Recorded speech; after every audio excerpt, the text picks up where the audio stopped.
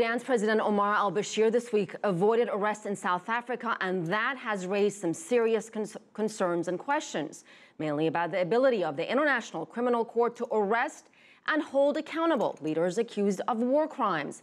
Another issue, the level of cooperation or lack of among member states in carrying out arrests. Even more worrying, the prospect of African Union states withdrawing from the ICC. CCTV's Liling Tan reports. It's an escape that has rattled the international community. Sudanese President Omar al-Bashir has returned to Khartoum and avoided an arrest in South Africa, despite war crimes charges and a court order barring him from leaving. Al-Bashir's return home flouted an ICC arrest warrant for war crimes, crimes against humanity and genocide in Darfur, and appeared to signal the International Court had more bark than bite.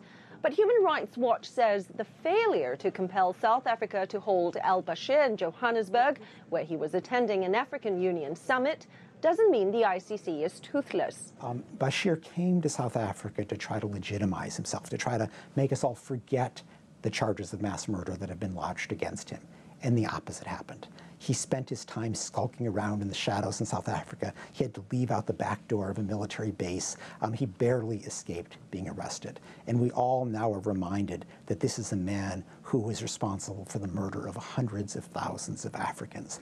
South African President Jacob Zuma reportedly assisted al-Bashir's departure, but the country's independent judiciary did not. And that is a good thing, says the director of Human Rights Watch.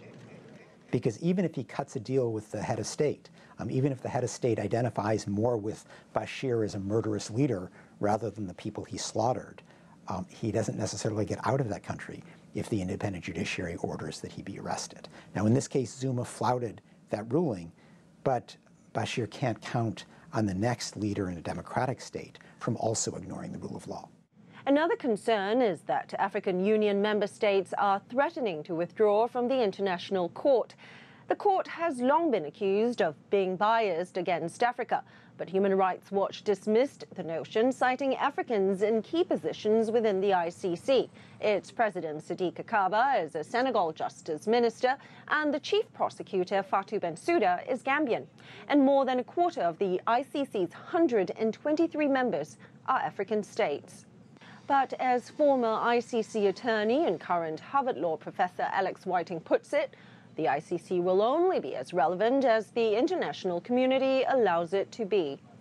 Liling Tan, CCTV, New York.